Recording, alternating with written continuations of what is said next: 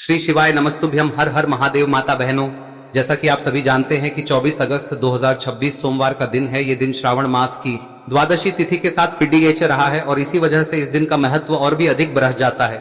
श्रावण मास में आने वाली सोमवार की द्वादशी तिथि और आखिरी सोमवार को बहुत ही विशेष माना जाता है। कहा जाता है कि जब श्रावण मास आखिरी सोमवार और द्वादशी तिथि का यह संयोग बनता है तो इस दिन किए गए छोटे से उपाय का भी विशेष महत्व हो सकता है। माता बहनों, अगर आपको कभी भी इस विशेष दिन पर मौका मिले तो आपको केवल और शिवलिंग से ये एक चीज उठाकर ले आना है। इस उपाय को करने के लिए बहुत बड़ी पूजा, बहुत बड़े अनुष्ठान या बहुत अधिक खर्च की आवश्यकता नहीं है। लेकिन ध्यान रखिए, इस बार यह संयोग आपके लिए एक विशेष अवसर लेकर आया है। ऐसा संयोग बार बार नहीं आता। इसलिए अगर आपने अभी तक पूरे साल में इस उपाय को नहीं किया है तो 24 अगस्त 2026 का ये दिन आपके लिए एक आखिरी अवसर की तरह है। जी माता बहनों, अगर आपने पूरे श्रावण मास में यह उपाय नहीं किया, अगर आपने इससे पहले कभी भी शिवलिंग से यह चीज उठाकर नहीं लाए हो, तो भी आपको निराश होने की आवश्यकता नहीं है, क्योंकि 24 अगस्त 2026 सावन आखिरी सोमवार और श्रावण मास की द्वादशी तिथि के दिन आप इस उपाय हैं। मान्यता है कि विशेष तिथि और विशेष दिन पर किया गया उपाय साधारण दिन की तुलना में अधिक प्रभावशाली माना जाता है। सावन का पवित्र महीना भगवान भोलेनाथ को समर्पित होता है।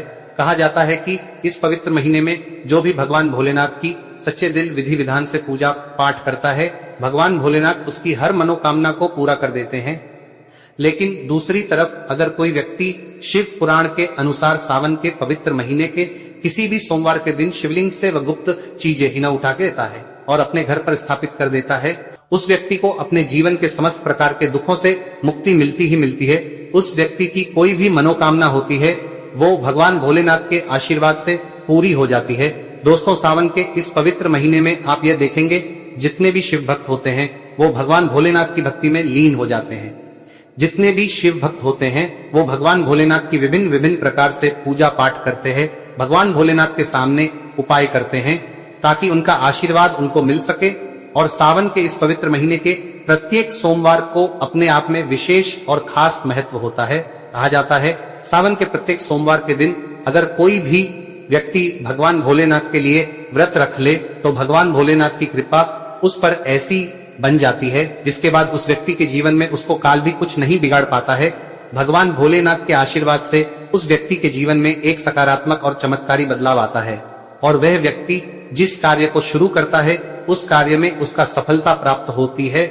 लेकिन अगर आप सावन के पवित्र महीने के प्रत्येक सोमवार को भगवान भोलेनाथ के लिए व्रत नहीं रख सकते हैं और शिवलिंग से वह गुप्त चीज उठा करके लाते हैं और अपने घर पर स्थापित कर लेते हैं, जिसके बारे में हम आपको इस वीडियो में बताने जा रहे हैं, तो दोस्तों मान के चलिए आपके घर में कभी भी धन और धान्य की कमी नहीं होगी। आपको अपने जीवन के समस्त प्रकार के दुखों से तो मुक्ति मिलेगी ही मिलेगी। भगवान भोलेनाथ की असीम कृपा आप पर सदैव बनी रहेगी। दोस्तों, मैं जिन चीजों के बारे में हम आपको बताने जा रहा हूँ, जिनको आपको शिवलिंग से किसी भी सोमवार के दिन उठा करके लाना और अपने घर पर स्थापित करना है, यह शिव पुराण से हम आपको बताने जा रहे हैं। और सही मुहूर्त पर विधि विधान से अगर सावन के इस पवित्र महीने के किसी भी सोमवार के दिन आप शिवलिंग से वह गुप्त चीजें उठा के लाते हैं और अपने घर पर स्थापित करते हैं, जिसके बारे में हम आपको इस वीडियो में बताने जा रहे हैं। तो भक्तों, आपकी कोई मनोकामना हो, जैसे लंबे समय से आप नौकरी की तैयारी कर रहे थे, आपकी नौकरी लग जाएगी, आपका बंद पड़ा व्यापार चल पड़ेगा, आपके जीवन में धन आना शुरू हो जाएगा, धन आने के सारे रास्ते खुल जाएंगे।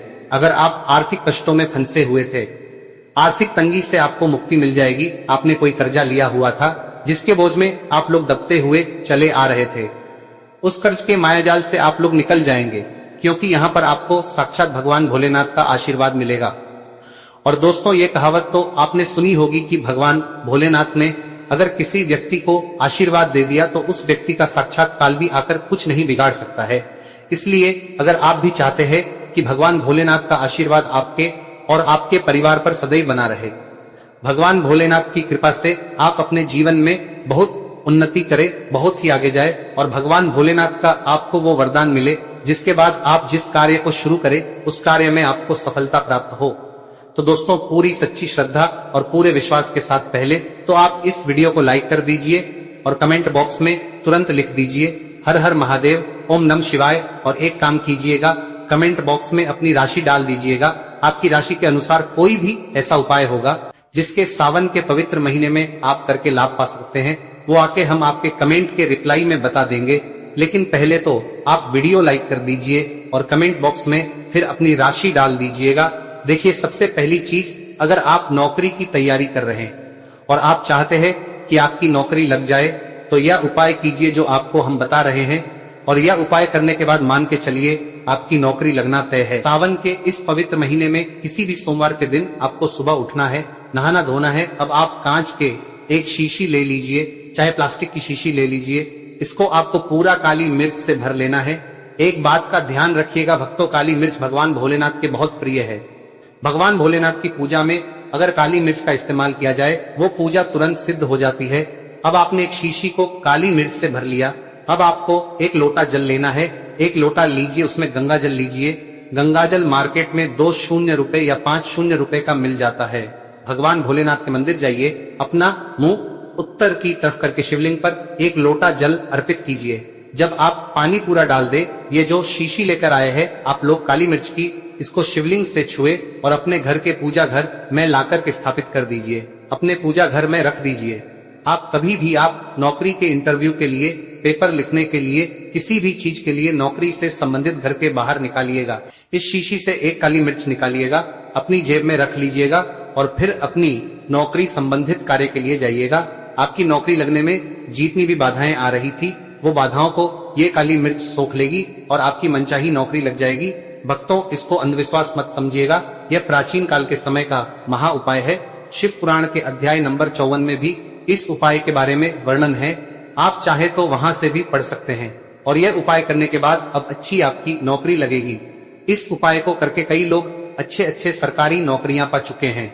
दूसरा उपाय जो हम आपको बताने जा रहे हैं दोस्तों, वो एक ऐसा उपाय है जिसको अगर आपने कर लिया तो आपके घर की बरकत होगी, आपके घर की उन्नति होगी। मान लीजिए भक्तों, आपके घर पर भगवान भोलेनाथ की कला चित्र नहीं है, उनकी मूर्ति नहीं है, भगवान भोलेनाथ के शिव परिवार की कोई मूर्ति नहीं है आपके घर पर, तो भक्तों सोमवार का दिन बहुत ही पवित्र दिन है। या मान लीजिए सावन का प्रत्येक सोमवार बहुत ही पवित्र और कल्याणकारी दिन होगा, जब आप भगवान भोलेनाथ की शिव परिवार की पूरी मूर्ति ला करके अपने घर पर स्थापित कर सकते हैं। और अगर आपने अपने घर पर यह स्थापित कर दिया तो मान के चलिए भक्तों, आपके घर पर भगवान भोलेनाथ और भगवान भोलेनाथ के पूरे परिवार की वो कृपा बना रहेगी। आपके घर की बरकत होगी, आपके घर की उन्नति होगी, आपके घर पर एक सकारात्मक ऊर्जा का वास हो जाएगा। वीडियो में आगे बढ़ने से पहले आपसे निवेदन था, भक्तों वीडियो लाइक करना मत भूलिएगा। भक्तों, आपको एक चीज बता दे, सावन के इस पवित्र महीने में कहा जाता है कि अगर कोई व्यक्ति भगवान भोलेनाथ को रुद्राक्ष अर्पित कर दे तो भगवान भोलेनाथ की कृपा उस पर बन जाती है। दूसरी तरफ कहा जाता है कि सावन महीने में आप किसी भी सोमवार के दिन एक रुद्राक्ष की माला लें, भगवान भोलेनाथ के मंदिर जाएं, भगवान भोलेनाथ के शिवलिंग पर आप लोगों को पहले एक लोटा कच्चा दूध चढ़ाना है, फिर उस शिवलिंग से रुद्राक्ष की माला छुआ करके धारण कर लेना। इतना कर लीजिए भक्तों, और मान के चलिए रुद्राक्ष की माला धारण करने के बाद भगवान भोलेनाथ की आप पर असीम कृपा बनी रहेगी। शायद यह बात आपको नहीं पता है, जब भगवान भोलेनाथ के आंसू धरती पर गिरे थे तभी रुद्राक्ष की उत्पन्न हुई थी, और रुद्राक्ष का इस प्रकार से आपने उपाय कर लिया जैसा हमने आपको बताया है। या तो आप रुद्राक्ष की माला को धारण कर लीजिए या इसको लेकर अपने पूजा घर पर स्थापित कर दीजिए। इसकी पूजा प्रत्येक सोमवार को कीजिए। इतना करने भर से आपके जीवन में ही नहीं, आपके पूरे परिवार के जीवन में एक सकारात्मक बदलाव आएगा। भगवान भोलेनाथ के आशीर्वाद से आप लोग अपने जीवन में बहुत ही आगे जाएंगे, बहुत विकास करेंगे। आप मान लीजिए भक्तों, आपके पास पैसा टिकता नहीं है, आप आर्थिक तंगी में फंसे हुए हैं, आपने कोई ऐसा कर्जा लिया हुआ था जिसके बोझ में आप लोग दबे हुए चले जा रहे हैं, तो आपको क्या करना चाहिए? आपको बस सावन के पवित्र महीने के किसी भी सोमवार के दिन एक डमरू खरीदना है। डमरू खरीदने के बाद भगवान भोलेनाथ के मंदिर जाइए, शिवलिंग से डमरू छुआ दीजिए और इसी डमरू को लाइए अपने घर के पूजा घर पर स्थापित कर दीजिए। सिर्फ इतना आपको करना है, और इसी डमरू को प्रत्येक सोमवार को थोड़ी सी धूप दिखा दीजिए। इतना अगर आपने कर दिया तो जिस कर्ज के बोझ में आप लोग दबे हुए चल जा रहे थे, उस कर्ज के बोझ से आपको मुक्ति मिल जाएगी। आपके जीवन में धन चारों दिशाओं से खींचा हुआ चला आएगा। आपके जीवन में आर्थिक तंगी जो है वो आर्थिक तंगी खत्म हो जाएगी, और आपके जीवन में जो पैसा आएगा वो रुकेगा भी, टिकेगा भी, उसमें वृद्धि भी होगी। इसी प्रकार से भक्तों मान लीजिए आपके बहुत गुप्त शत्रु है जो आपको नुकसान पहुंचाना चाहते हैं, जो चाहते हैं कि आप अपने जीवन में कभी आगे नहीं बढ़ पाए, कुछ ऐसे आपके शत्रु हैं जो आपको घर को नुकसान पहुंचाना चाहते हैं, तो आपको क्या करना चाहिए? इस पवित्र महीने के किसी भी सोमवार के दिन आप लोगों को मार्केट से एक पीतल का त्रिशूल खरीदना है। त्रिशूल खरीद करके भगवान भोलेनाथ के मंदिर जाए। भगवान भोलेनाथ के मंदिर जाने के बाद जो भी भगवान शिव की प्रतिमा रखी हो, भगवान शिव की प्रतिमा से दाएं चरण से इस त्रिशूल को छुआए और इस त्रिशूल को छुआ करके अपने घर पर पूजा घर में स्थापित कर लीजिए। भक्तों, आपके लाखों शत्रुओं के खिलाफ खड़े हो, वो आपका एक बाल भी नहीं तोड़ पाएंगे, क्योंकि हम आपको वीडियो की शुरुआत में ही बता चुके हैं। भगवान भोलेनाथ ने किसी को आशीर्वाद दे दिया, उसका साक्षात काल भी आकर के कुछ नहीं बिगाड़ सकता है। इसी तरीके से दोस्तों, मान लीजिए आपके पीछे आपका दुर्भाग्य पड़ा रहता है, आप इस चीज को लेकर के बहुत ही परेशान हैं, आप चाहते हैं कि आपका दुर्भाग्य हमेशा के लिए आपसे दूर चले आए, तो सावन के पवित्र महीने के किसी भी सोमवार के दिन आप लोग 2 मोर पंख खरीद करके ले जाए और अपने घर के पूजा घर पर किसी भी ग्रंथ में दबा करके रख दीजिए।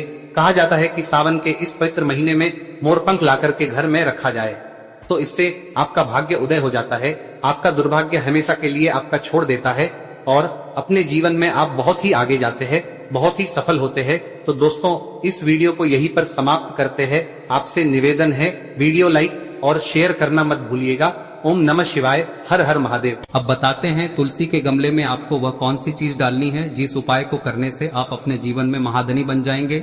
इतना धन आपको मिलेगा कि कभी भी आपके धन में कमी नहीं आएगी, कभी भी आपका धन बर्बाद नहीं होगा, आपके पैसे की बर्बादी बिल्कुल आपके जीवन से रुक जाएगी। और जो लोग कहते हैं कि घर में पैसा तो आता है, पैसा रुकता नहीं है और पैसा बढ़ता नहीं है, वृद्धि नहीं हो रही है, उन्हें भी विशेष यह तीसरा दिन जरूर करना चाहिए। तो देखिए, पहले ही आपको बता दिया कि श्री हरि विष्णु की पूजा और उनका भोग श्री मतलब तुलसी मैया के बिना अधूरा है ना। और तुलसी मैया जो है वह श्री हरि विष्णु के बिना अधूरी है। तो देखिए, जब भी आप तुलसी का कोई उपाय करेंगे तो सीधे सीधे आप श्री हरि विष्णु को प्रसन्न कर लेते हैं। अब व्यक्ति को, यानी जो भी व्यक्ति है, किस व्यक्ति को कितना धन देना है, यह श्री हरि विष्णु के हाथ में होता है। धन देने का काम माँ लक्ष्मी करती है, जो कि माँ तुलसी का ही एक रूप है। माँ तुलसी जो है यह माता लक्ष्मी का ही स्वरूप है ना। तो आपको करना क्या है, आपको लेनी है यहाँ पर हल्दी पिसी हुई, जो कि श्री हरि विष्णु से जुड़ी हुई है, आपके गुरु गृह से जुड़ी हुई है, आपकी कुंडली में गुरु को मजबूत करती है, सुख सौभाग्य को खींचने का काम करती है, धन को बढ़ाने का काम करती है। तो एक चुटकी पिसी हुई हल्दी आपको लेनी है और यह पिसी हुई सूखी हल्दी ही आपको अपने गमले में, तुलसी का पौधा जिस गमले में लगा है उसमें अच्छे से इस हल्दी को डालना है, ठीक है ना। और ओम नमो भगवते वासुदेवाय नमः इस मंत्र का जाप करना है। कितनी बार? कम से कम 11 बार जाप करना है। ओम नमो भगवते वासुदेवाय नमः इस मंत्र का जाप करते रहना है और हल्के हल्के से तुलसी के पौधे में आपको पूरे गमले में पीसी हुई हल्दी का छिड़काव करना है। तो देखिए, जो व्यक्ति लेता है, ऐसा समझ लीजिए अपने जीवन से नहीं आने वाली 7 पीढ़ियों के जीवन से निर्धनता और गरीबी को दूर कर देता है। क्योंकि हल्दी जो है ना, यह साधारण नहीं है। हल्दी इतनी उत्तम होती है कि रातों रात आपके जीवन में चमत्कार करती है। आपने देखा होगा कि कोई भी शादी होती है, विवाह होता है ना, कोई भी ऐसा शुभ काम हम करते हैं उसमें हल्दी जरूर लेते हैं। गृह प्रवेश जब हम करते हैं तो हल्दी के स्वास्तिक का निर्माण करते हैं। कोई भी अच्छा काम करने जा रहे हैं, हल्दी उसमें लेते हैं और हल्दी जो है ये आपके गुरु ग्रह को मजबूत कर देती है। अगर कुंडली में गुरु कहीं ना कहीं मजबूत है तो इससे उत्तम का मिलेगा नहीं। बहुत ही उत्तम उपाय है, तुलसी के गमले में एक चुटकी पीसी हुई हल्दी डालना है, तो यह बहुत ही उत्तम उपाय है।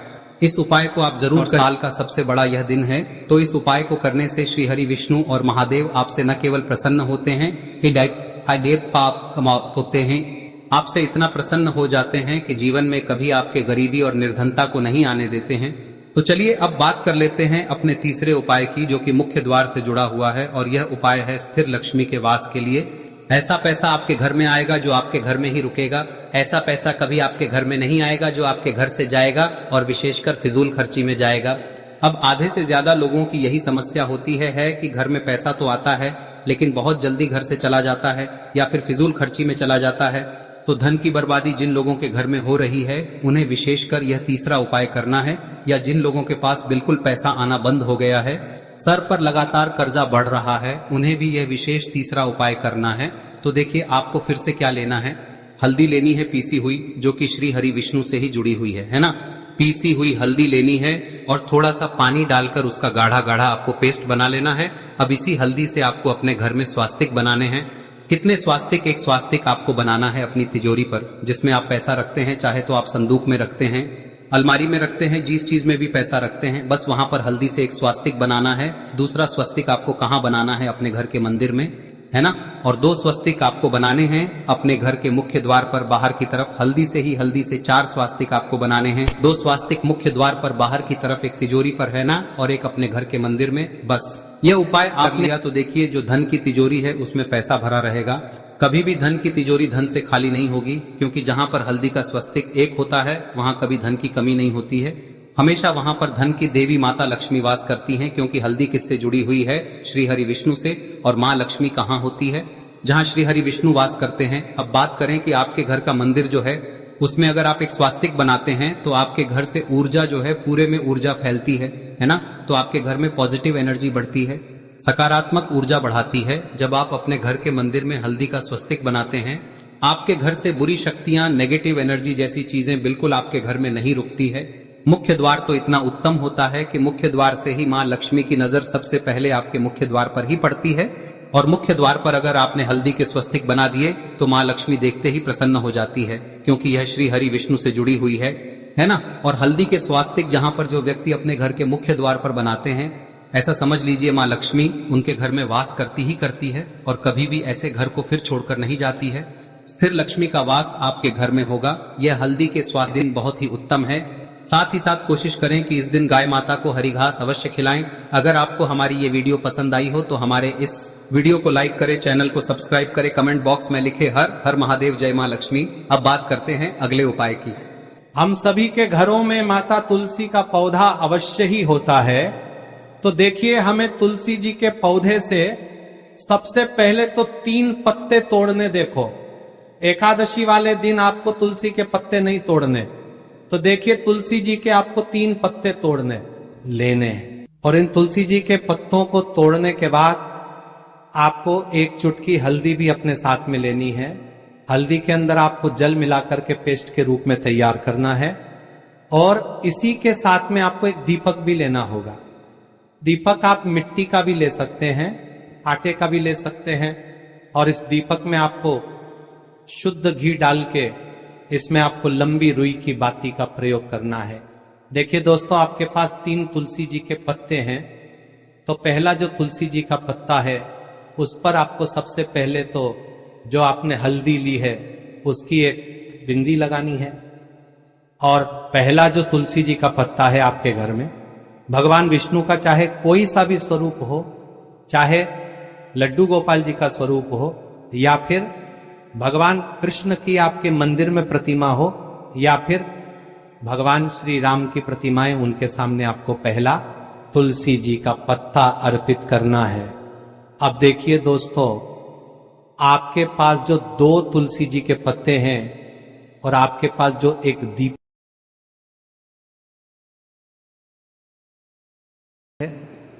पति की आयु, स्वास्थ्य और उन्नति के लिए आपका श्रृंगार वास्तव में मंगलकारी बने, तो इस वीडियो को अंत तक अवश्य देखिएगा।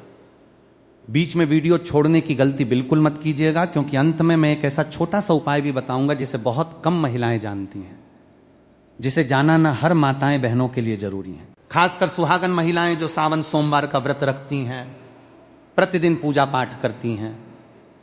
अगर आप भगवान भोलेनाथ और मां पार्वती में श्रद्धा रखते हैं, विशेष रूप से आज हम बात करेंगे सावन के महीने में पहनी जाने वाली हरी चूड़ियों के उस आध्यात्मिक और वैज्ञानिक रहस्य के बारे में, जिसका सीधा संबंध माता पार्वती के अखंड सौभाग्य से और भगवान शिव की प्रसन्नता से जुड़ा हुआ है। अक्सर महिलाएं बाजार जाती हैं, हरे रंग की खूबसूरत कांच की या मेटल की चूड़ियां खरीदती हैं, उन्हें पहन लेती हैं और सोचती हैं कि उनका श्रृंगार पूरा हो गया। लेकिन क्या कभी आपने ये जानने का प्रयास किया कि आखिर क्यों मां पार्वती को हरी चूड़ियां इतनी प्रिय हैं? क्यों शास्त्रों में सावन के अंतिम सोमवार को हरी चूड़ियों का दान करने और उन्हें सिद्ध करके धारण करने की परंपरा बनाई गई है? और आखिर वो कौन सी ऐसी एक छोटी सी भूल है जो 90% महिलाएं चूड़ी पहनते समय कर बैठती हैं, जिसके कारण उनकी पूजा का शुभ फल उन्हें प्राप्त नहीं होता, बल्कि घर में अनचाहा तनाव और आर्थिक तंगी आने लगती है? इन्हीं सवालों का जवाब मैं आपको उसे वीडियो में दूंगा और कुछ तो उपाय के बारे में बताऊंगा। जिन महिलाओं ने हरी चूड़ी पहनी है तो वो 24 अगस्त के दिन उसे उपाय को कर लेंगे तो उसका बेड़ा पार हो गया। मानो तो वीडियो को अभी लाइक कर दीजिए कमेंट में पूरे विश्वास के साथ लिखिए ओम नमः शिवाय। और यदि आप चैनल पर नए हैं तो चैनल को जरूर ही सब्सक्राइब करके बेल आइकन अवश्य दबा दीजिए, ताकि सावन व्रत पूजा और सनातन धर्म से जुड़ी ऐसी महत्वपूर्ण जानकारियां सबसे पहले आपको मिलती रहे। चलिए बिना समय गंवाए शुरू करते हैं। मेरी प्यारी माताएं बहनों, आज मैं आप सबसे एक छोटी सी बात पूछना चाहता हूं। जैसे ही सावन का महीना प्रारंभ हुआ तो क्या आपके मन में भी एक अलग ही आनंद नहीं जागता? क्या ऐसा नहीं लगता कि फिर से भगवान भोलेनाथ के मंदिरों में घंटियों की ध्वनि गूंजेगी, शिवलिंग पर जल चढ़ेगा, घर घर में ओम नमः शिवाय का जाप होगा और हर सुहागिन अपने पति के सुख, सौभाग्य और लंबी आयु की कामना करते हुए मां पार्वती का आशीर्वाद मांगेगी। यदि आपके मन में भी ऐसा भाव आता है तो समझ लीजिए कि केवल एक परंपरा नहीं बल्कि आपकी श्रद्धा की सबसे सुंदर अभिव्यक्ति है। लेकिन बहनों, श्रद्धा जितनी पवित्र होती है उतना ही आवश्यक होता है सही ज्ञान। कई बार हम पूरी निष्ठा से पूजा करते हैं, पूरे मन से व्रत रखते हैं, 16 श्रृंगार भी करते हैं, फिर भी मन में कहीं ना कहीं ये प्रश्न रह जाता है कि आखिर वो शांति, वो कृपा और वो आनंद क्यों महसूस नहीं हो रहा। माताएं बहनों, जैसा कि आपको मालूम होगा कि हिंदू धर्म में जिस महिला की शादी हो जाती है तो वो 16 श्रृंगार धारण करती है। जिस प्रकार 16 श्रृंगार महिला की सुंदरता में 4 चांद लगा देता, इस प्रकार सावन में की गई एक छोटी सी गलती या पति द्वारा लाई गई एक गलत चीज पहन ली जाती है, जिसे भगवान शिव क्रोधित अवस्था में लौटते हैं तो इसका असर पूरे परिवार पर देखने को मिलता है और सभी इच्छाएं अधूरी रह जाती हैं जिसकी हमने कामना की थी। ऐसा क्यों होता है? क्या भगवान हमारी पूजा स्वीकार नहीं करते? नहीं, भगवान तो अपने भक्त का प्रेम देखते हैं। उनके लिए सोना चांदी, बड़े बड़े चढ़ावे या महंगे आभूषण नहीं, बल्कि भक्त का निर्मल मन सबसे बड़ा उपहार होता है। लेकिन हमारे आरसी मुनियों ने एक बात और समझाई है।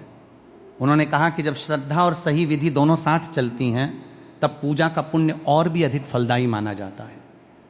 यही कारण है कि आज हम एक ऐसी छोटी सी बात पर चर्चा करेंगे जिसे बहुत सी महिलाएं अनदेखा कर देती हैं।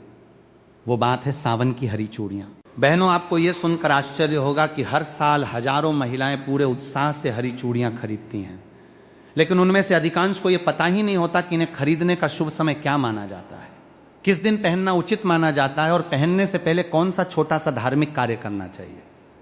और अगर जिन महिलाओं ने खरीद ली है और हाथों में पहने हुए हैं तो उन चूड़ियों का क्या करें? अगर चूड़ी टूट जाती है तो उसका क्या करें?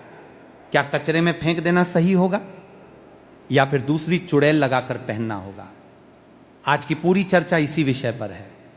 इसलिए मैं आपसे निवेदन करता हूं कि इस वीडियो को बीच में छोड़कर मत जाइए, क्योंकि आज की इस वीडियो में आपको हरी चूड़ी से जुड़ा हुआ सावन के अंतिम सोमवार के दिन एक ऐसा गुप्त और रहस्य उपाय बताने जा रहा हूं जिसे जानकर आपकी रूह तक आप जाएगी। कितनी भी पुरानी मनोकामना क्यों ना हो, वो 24 घंटे में पूरी होगी।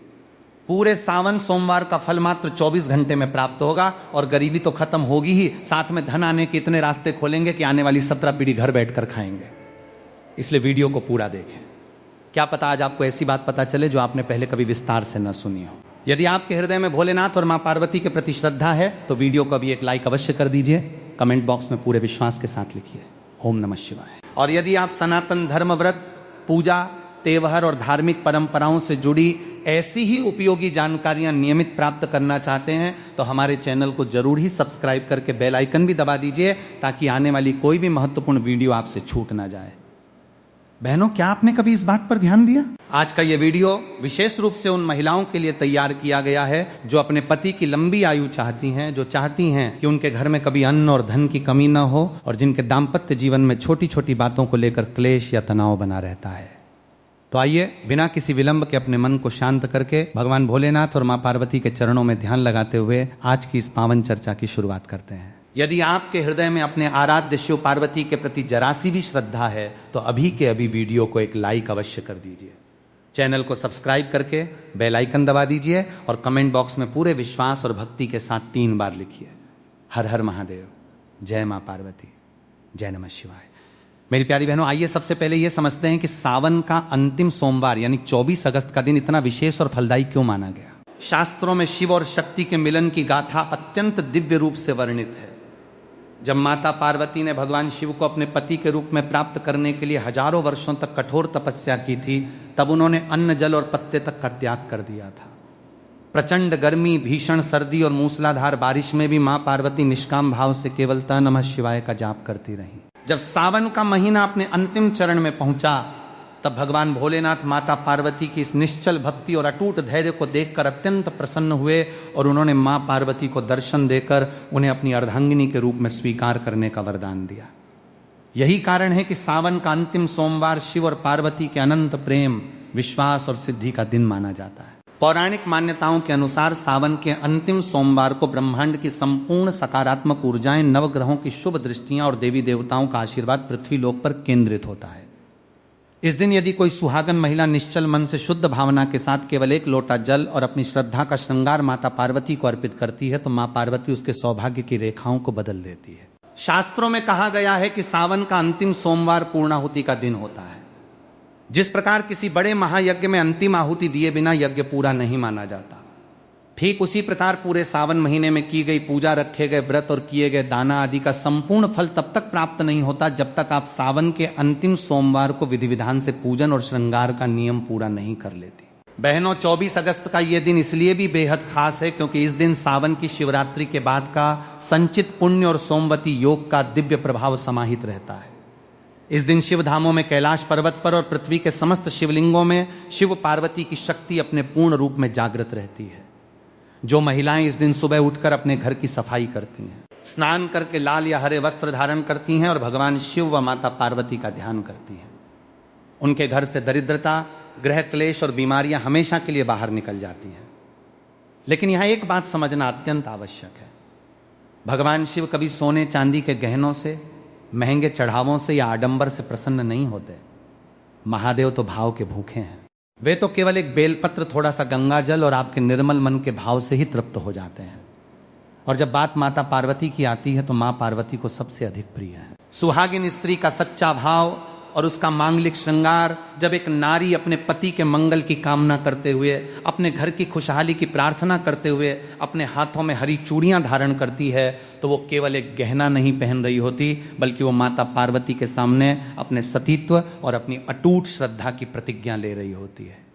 माताओं बहनों, अब एक बहुत ही सुंदर और विचारणीय प्रश्न पर आते हैं। आपने अक्सर देखा होगा कि सावन आते ही हर महिला हरे रंग की साड़ी, हरी मेहंदी और हरी चूड़ियों की ओर आकर्षित होती है।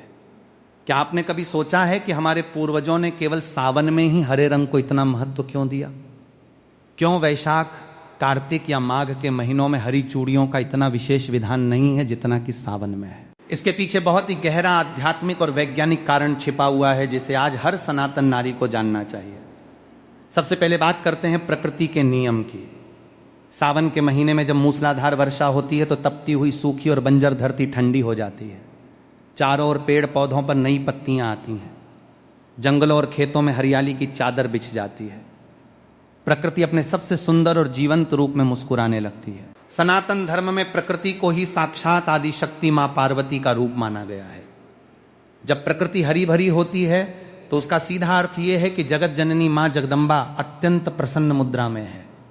इसीलिए जब सुहागिन महिलाएं प्रकृति के इस रूप के साथ एकाकार होकर स्वयं भी हरे रंग का श्रृंगार धारण करती हैं तो वे अप्रत्यक्ष रूप से प्रकृति और प्रकृति की स्वामिनी मां पार्वती का धन्यवाद व्यक्त कर रही होती हैं। अब इसका आध्यात्मिक अर्थ समझिए। ज्योतिष शास्त्र और सामुद्रिक शास्त्र के अनुसार हरा रंग बुध ग्रह का प्रतीक माना गया है। बुध ग्रह हमारे जीवन में बुद्धि, वाणी, व्यापार, घर का वातावरण, पति पत्नी के बीच आपसी तालमेल और मानसिक शांति का कारक होता है। जब कोई महिला सावन के महीने में हरे रंग वस्त्र और कांच की हरी चूड़ियां पहनती हैं तो उसके शरीर के आसपास एक अत्यंत सकारात्मक ऑरोरा आभा मंडल निर्मित होता है। कांच की चूड़ियों की खनक से जो ध्वनि तरंगे उत्पन्न होती हैं वे घर के वातावरण से नकारात्मक ऊर्जा, भूत प्रेत बाधा और तनाव को दूर भगाती हैं।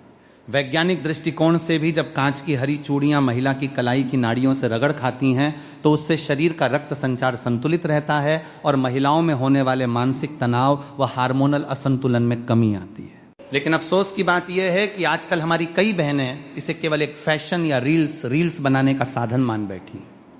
वे बाजार जाती हैं, ट्रेंडिंग डिजाइन की चूड़ियां लाती हैं, फोटो खींचती हैं और पहन लेती हैं।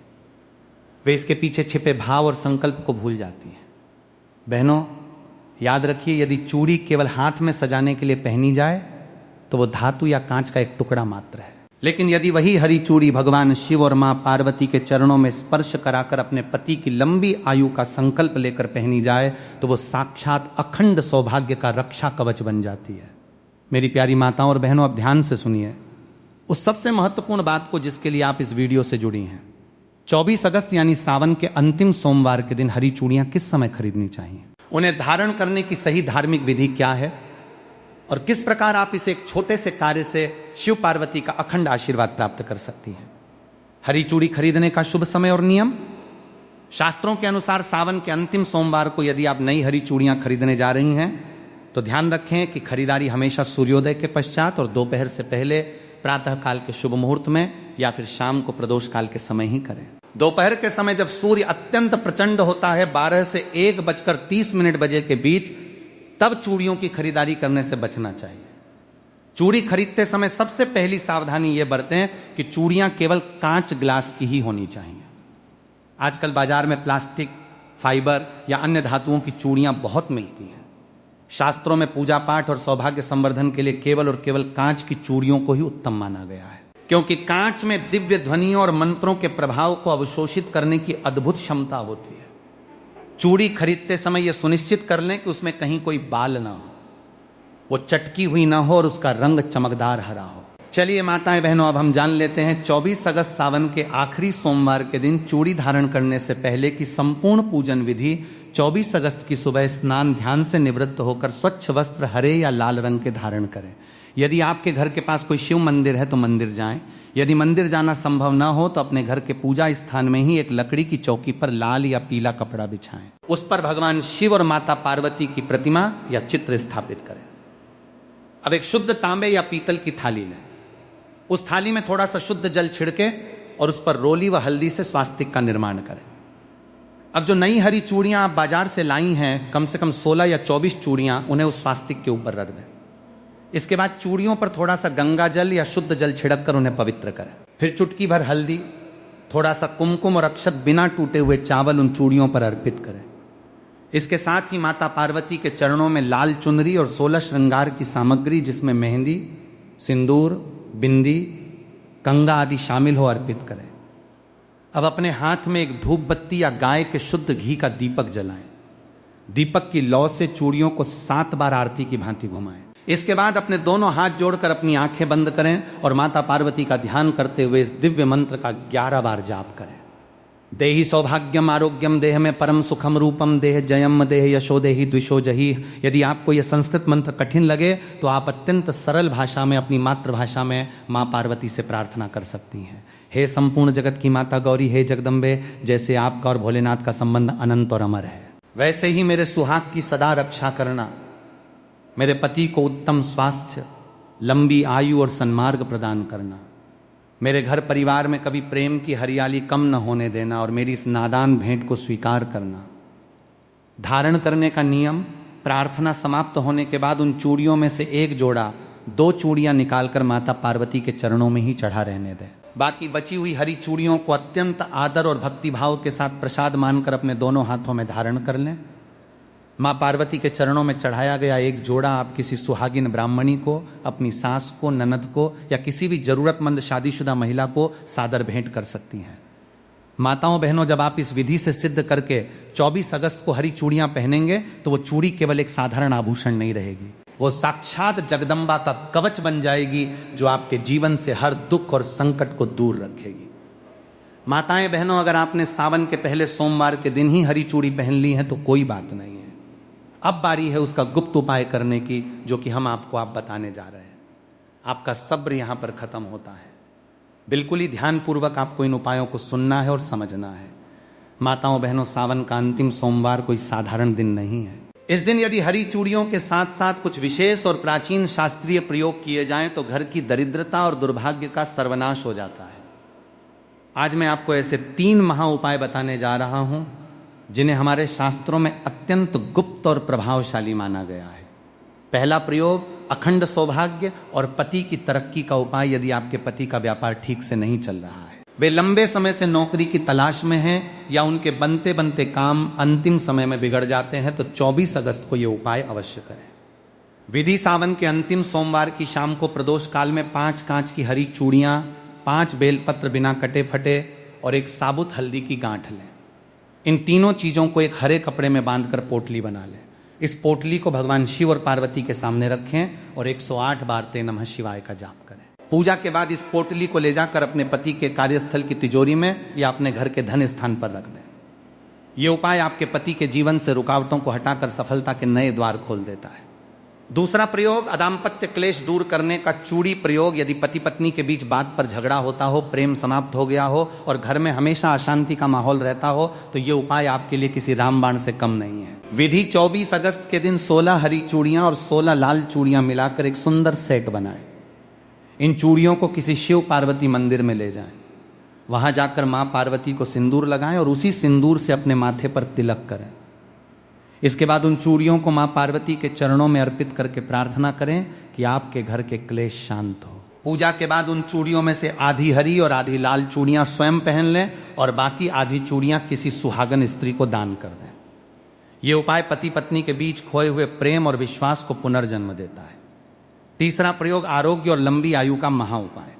यदि घर में कोई सदस्य लंबे समय से बीमार है या आपको स्वयं शारीरिक कष्ट रहता है तो सावन के अंतिम सोमवार को हरी चूड़ी और हरे मूंग का यह प्रयोग करें। विधि 24 अगस्त को एक मुट्ठी साबुत हरा मूंग और एक जोड़ी हरी चूड़ी लें। इन्हें बीमार व्यक्ति के सिर के ऊपर से 7 बार उबार लें, क्लॉकवाइज घुमाएं। इसके बाद इसे किसी शिव मंदिर के बाहर बैठे गरीब व्यक्ति को दान कर दें या किसी गाय को खिला दें। भोलेनाथ की कृपा से रोगी के स्वास्थ्य में चमत्कारिक रूप से सुधार देखने को मिलता है। मेरी प्यारी बहनों, पूजा पाठ का पूर्ण फल तभी प्राप्त होता है जब हम विधि विधान के साथ साथ नियमों और मर्यादाओं का भी पालन करते हैं। कई बार महिलाएं बहुत निष्ठा से पूजा करती हैं, व्रत रखती हैं, लेकिन जाने अनजाने में कुछ ऐसी छोटी छोटी गलतियां कर बैठती हैं जिससे उनकी पूरी पूजा खंडित हो जाती है और शुभ फल के बजाय अशुभ परिणाम मिलने लगते हैं। 24 अगस्त को सावन के अंतिम सोमवार के दिन आपको किन 5 मुख्य गलतियों से बचना है, उन्हें ध्यान से समझ लीजिए। टूटी या चटकी हुई चूड़ियां पहनना। कई बार महिलाएं जल्दबाजी में या कंजूसी के कारण थोड़ी सी चटकी हुई चूड़ी भी पहन लेती हैं या टेप लगा लेती हैं। शास्त्रों में खंडित सामग्री को पूजा या श्रृंगार में प्रयोग करना सख्त वर्जित माना गया है। चटकी हुई चूड़ी दरिद्रता और अकाल मृत्यु का भय लाती है। यदि चूड़ी पहनते समय टूट जाए तो उसे तुरंत उतार कर बहते जल में प्रवाहित कर दें या मिट्टी में दबा दें। उसे घर में न रखें। काले या भूरे रंग का प्रयोग। सावन के अंतिम सोमवार को सुहागिन महिलाओं को भूलकर भी काले, गहरे, भूरे या स्लेटी, ग्रे रंग के वस्त्र या चूड़ियां नहीं पहननी चाहिए। काला रंग शनि और राहु का प्रतीक माना जाता है जो मांगलिक कार्यों में बाधा उत्पन्न करता है। इस दिन केवल हरा, लाल, पीला या गुलाबी रंग ही धारण करें। मासिक धर्म पीरियड में श्रृंगार का नियम, यदि 24 अगस्त को किसी बहन को मासिक धर्म पीरियड्स आ जाएं तो वे शारीरिक रूप से मंदिर न जाएं और ना ही पूजा की सामग्री को स्पर्श करें। वे दूर बैठकर मानसिक रूप से शिव पार्वती का ध्यान कर सकती हैं। नई चूड़ियां वे स्वयं न छूकर किसी अन्य से पूजा करवाकर बाद में शुद्धि के बाद धारण कर सकती हैं। क्रोध और कटु वचन बोलना। शास्त्र कहते हैं कि जिस घर में सुहागन महिला सावन सोमवार के दिन क्रोध करती है, अपने पति से बहस करती है या किसी असहाय का अपमान करती है, उस घर से माता लक्ष्मी और मां पार्वती तुरंत रूठ चली जाती हैं। आपका श्रृंगार तभी सार्थक है जब आपकी वाणी में भी चूड़ियों जैसी मधुरता हो।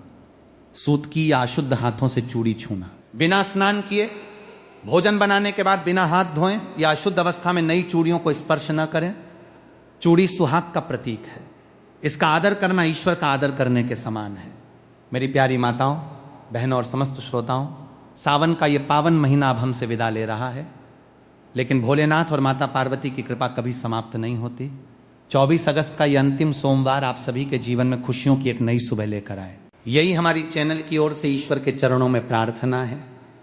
याद रखिए, ईश्वर को प्रसन्न करने के लिए किसी बड़े आडंबर, धन दौलत या दिखावे की आवश्यकता नहीं है।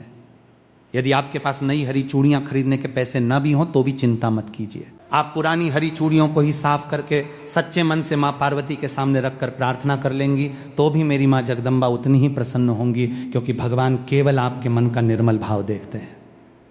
जब आप 24 अगस्त को अपने हाथों में हरी चूड़ियां पहने तो उन चूड़ियों की खनक के साथ अपने भीतर के क्रोध, ईर्ष्या, नफरत और अहंकार को समाप्त करने का संकल्प लीजिएगा। अपने घर को प्रेम का मंदिर बनाइए। अपने पति का सम्मान कीजिए, अपने सास ससुर की सेवा कीजिए और संकट में पड़े किसी गरीब की सहायता कीजिए। यही सनातन धर्म का वास्तविक सार है और यही सावन व्रत का सच्चा उद्यापन है। यदि आज की आध्यात्मिक चर्चा आपके हृदय को छू गई हो, यदि आपको लगा हो कि आज आपको शास्त्र अनमोल वचन के माध्यम से सनातन धर्म का सच्चा ज्ञान प्राप्त हुआ है, तो इस वीडियो को केवल अपने तक सीमित मत रखिएगा। सनातन धर्म का प्रचार प्रसार करना हर हिंदू का कर्तव्य है। इस वीडियो को अपनी बहनों, अपनी बेटियों, अपनी माताओं और अपने सभी व्हाट्सएप ग्रुप्स में ज्यादा से ज्यादा शेयर कीजिए, ताकि हर सुहागन महिला 24 अगस्त के इस महा उपाय का लाभ उठा सके। अगर आपने अभी तक चैनल को सब्सक्राइब नहीं किया है तो नीचे दिए गए लाल बटन को दबाकर चैनल को तुरंत सब्सक्राइब कर लीजिए और बेल आइकन दबाना बिल्कुल ना भूलें, ताकि आने वाले सभी तीज त्योहारों, व्रतों और शास्त्रों की प्रामाणिक जानकारी सबसे पहले आपको मिलती रहे। आइए अब एक साथ मिलकर पूरे श्रद्धा भाव से भगवान शिव और मां पार्वती के चरणों में अपना शीश झुकाते हैं और महामृत्युंजय मंत्र का ध्यान करते हुए इस पावन परिचर्चा का समापन करते हैं। ता त्र्यंबकम यजामहे सुगंधिम पुष्टिवर्धनम उर्वकम बंधना मृत्युमुक्षीमामृतात। भोलेनाथ आप सभी की मनोकामना पूरी करें।